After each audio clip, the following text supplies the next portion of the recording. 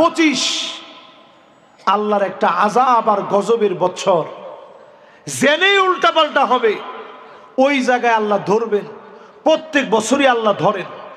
আওয়ালা ইয়ারাউনা আন্নাহুম ইফতানুনা ফি কুল্লি আমিন মাররাতান আও মাররাতাইন সুম্মা লা ইয়াতুবুনা ওয়ালা হুম ইয়াযাক্কারুন।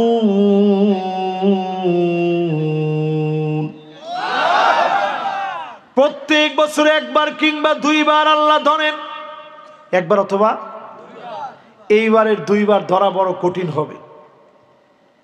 এই 2025-এর দুইবার পৃথিবীর যে ধরবে বড় কঠিন হবে, লিখে রাখেন। এরপরে 15 নাম্বারটা বলি, ওয়ালানা আখিরু হাযিহিল উম্মাহ ওয়ালাহা। আগেকার বড় বড় আলেমদেরকে গালি দিবে। আল্লামা দেলোয়ার হোসেন সাইদি রহমাতুল্লাহ আলাইহি, উনাকে যারা গালি দিয়েছ তোমাদের কারণে আযাব গজব এসেছে, ঠিক কিনা বলেন?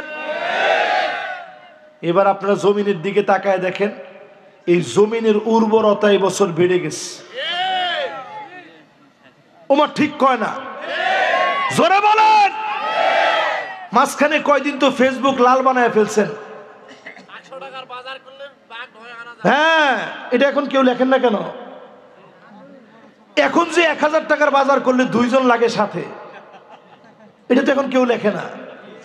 মাঝখানে ও আল্লাহ, মরিচের দাম বেড়ে গেছে, অমুকটার দাম বেড়ে গেছে, এখন যে লাউ মাগনা দিতেছে, আপনাদের লেখলেন না? ফুলকপি যে মানুষ মাগনা দেয়, কই লেখেন নাই তো এখন?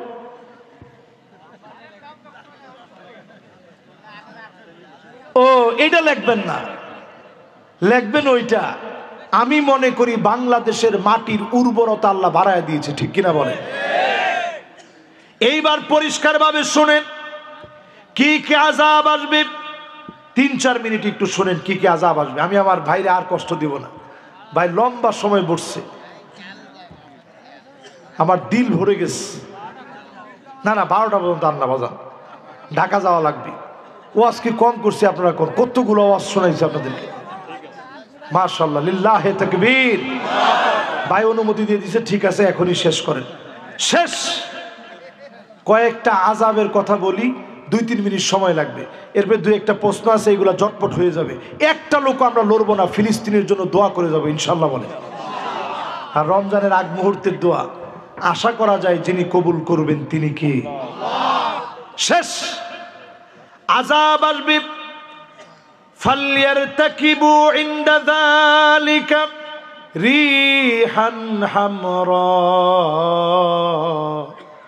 বাতাসের সঙ্গে আগুন আসবে, চতুর্দিক ঘিরে ফেলবে। লস অ্যাঞ্জেলেসের আযাবটা দেখেন, বাতাসের সঙ্গে আগুন আসছে, চতুর্দিক ঘিরে ফেলেছে। আগুনের উৎপত্তি কেউ জানে না। আপনি মনে করবেন বাংলাদেশে আসে নাই, কিশোরগঞ্জে দাও দাও করে আগুন জ্বলে গেছে। আপনারা এই সংবাদ দেখছেন না ফেসবুকে? তাহলে আপনারা কি মনে করেন এই আযাব কি আমাদের দেশে আসে কিনা? আসে।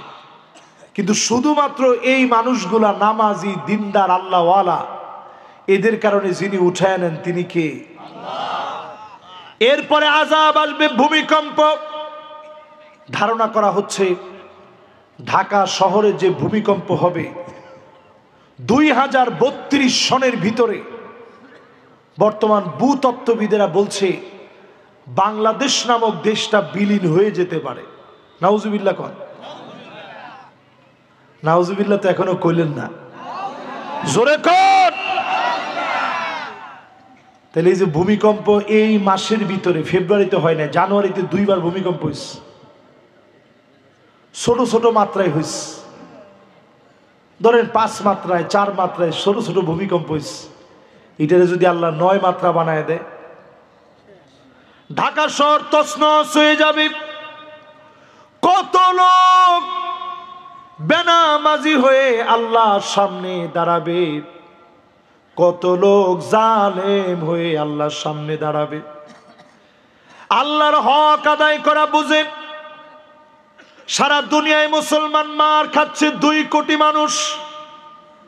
20 কোটি মুসলমানের মাথার উপরে ছাদ নাই, গরম গরম ভাত খাওয়ায়া বাংলাদেশে যাদেরকে আল্লাহ রেখেছে, এরপরেও যদি নামাজ না পড়েন, যিনি পাকড়াও করবেন, আযাব দিবেন, তিনি কে?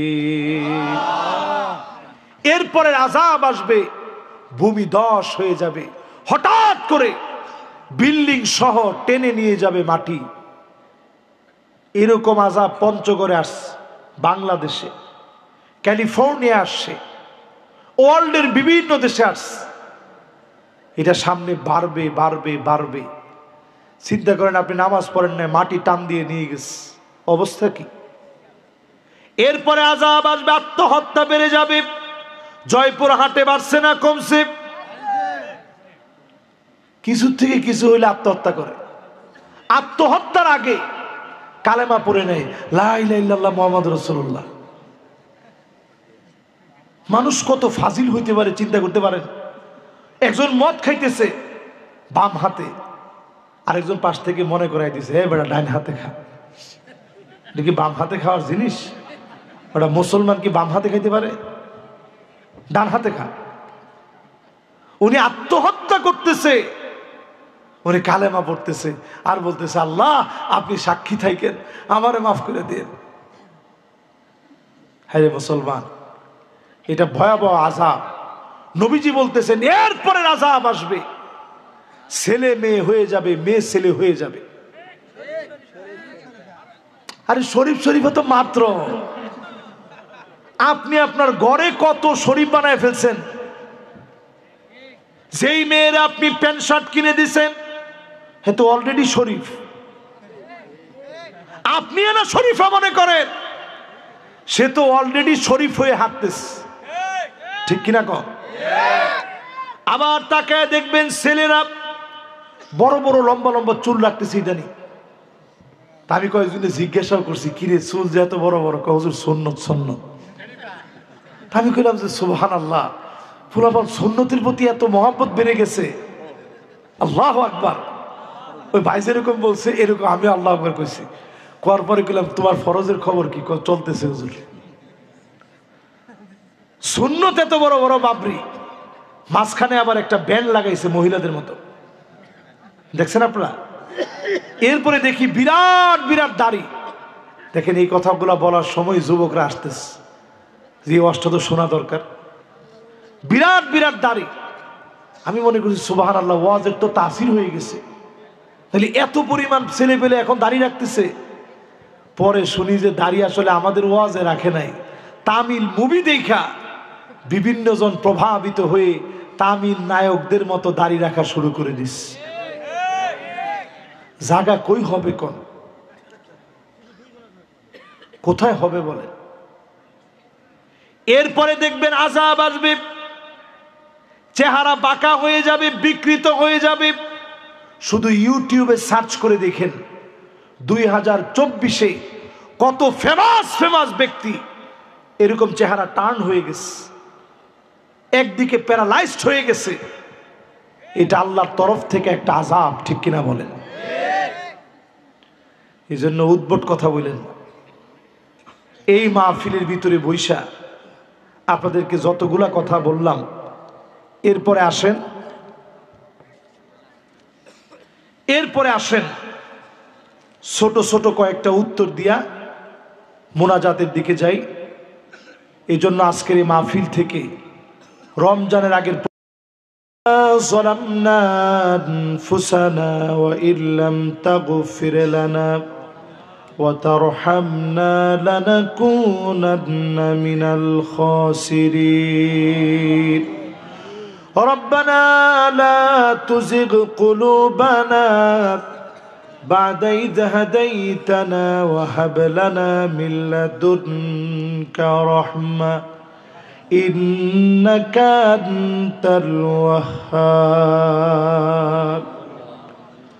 اللهم لا مانع لما أعطيت ولا معطي لما منعت ولا ينفع ذا الجد منك الجد رب العالمين এই মাহফিলে গভীর রাত পর্যন্ত যারা শুনল, আমার রাশেদ ভাই মনোযোগ সহকারে এই পর্যন্ত সময় দিয়ে আল্লাহ আমাদেরকে সম্মানিত করেছে। আমার সভাপতি সহ এই মাহফিলের আয়োজক পলাশ ভাই, রকি ভাই, সাগর ভাই, হামিদ ভাই, আনোয়ার ভাই সহ যতজন শ্রোতা বসলো শুনলো, মেহেরবান মালিক দয়া করে মায়া করে গুনাহগুলাকে মাফ করে দেন আল্লাহ রব্বুল আলামিন। ডানে বামে কবরে যারা ঘুমায় আছে, থাকলে আজকে মাহফিল আসতো, মেহেরবানি করে কবরবাসীদেরকে মাফ করে দেন আল্লাহ। জানি না কার কার না জানি মানাই,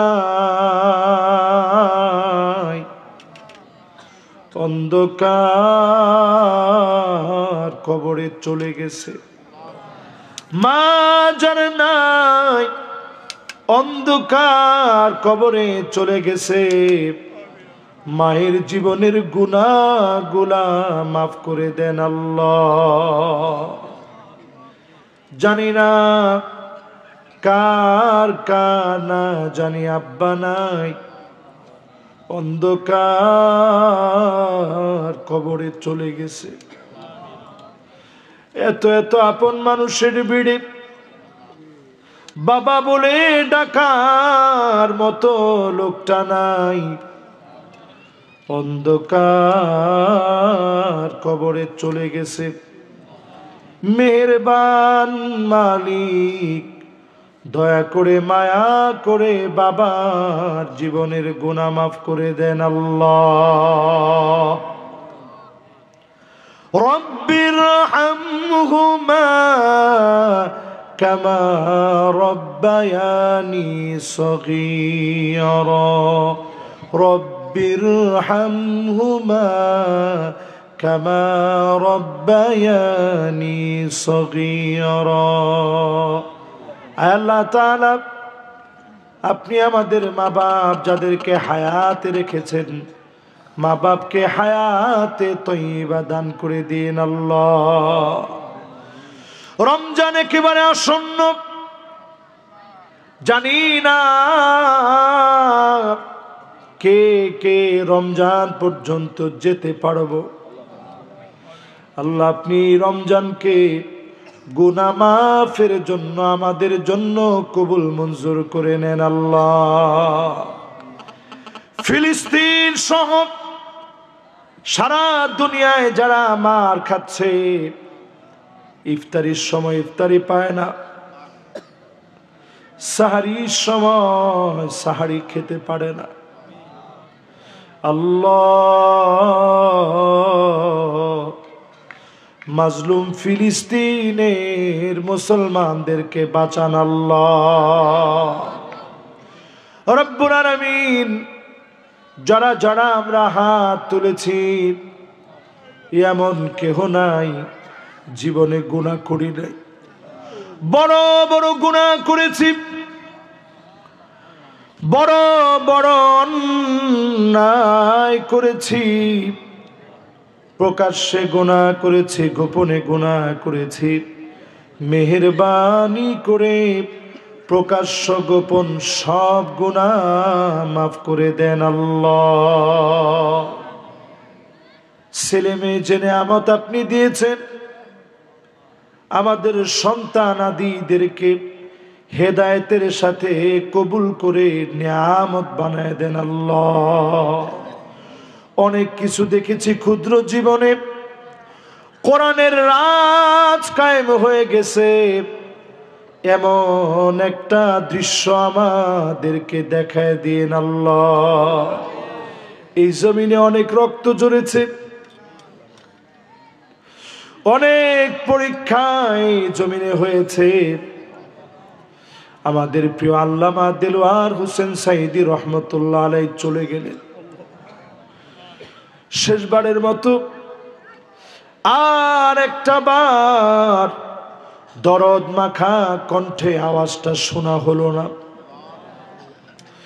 আল্লাহ দেশের শীর্ষ নেতারা ফাঁসির মঞ্চে গেছে হাসতে হাসতে। আল্লাহ সব দিয়ে গেছে, কিছু নিয়ে যেতে পারে নাই। আজকের এই বিজয় তাদের কোরবানির কারণে হয়েছে। আল্লাহ এই দিনটা দেখে যেতে পারে নাই। হাসতে হাসতে দিনের জন্য গলার ভিতরে দড়ি মেনে নিয়েছে। আল্লাহ এক একজনের এই কবুলিয়াত জমিনে দিন কায়েমের জন্য পাথেয় বানায় দেন আল্লাহ রব্বুল আলামিন। জীবন তো একদিন শেষ হয়ে যাবে, ফুরায় যাবে নিশ্চয়ই। এমন সময় আপনি ডাক দিন, দিন বিজয়ের জন্য কাজ করতেছি, দিনের জন্য বসে আছি, নামাজরত আছি, কোরআন তেলাওয়াত করছি, রোজা মুখে আছি, আপনার হাবিবের মদিনায় গিয়েছি। বিছানায় শুয়েও যদি মারা যায়, শহীদি মউত দান করে দেন আল্লাহ রব্বুল আলামিন। যেদিন চলে যাওয়ার ডাক চলে আসবে, জবানে জারি করে দিন মধুরতম কালেমা লা ইলাহা ইল্লাল্লাহু মুহাম্মাদুর রাসূলুল্লাহ সাল্লাল্লাহু আলাইহি ওয়াসাল্লাম। আসসালামু আলাইকুম ওয়া রাহমাতুল্লাহি ওয়া বারাকাতুহু।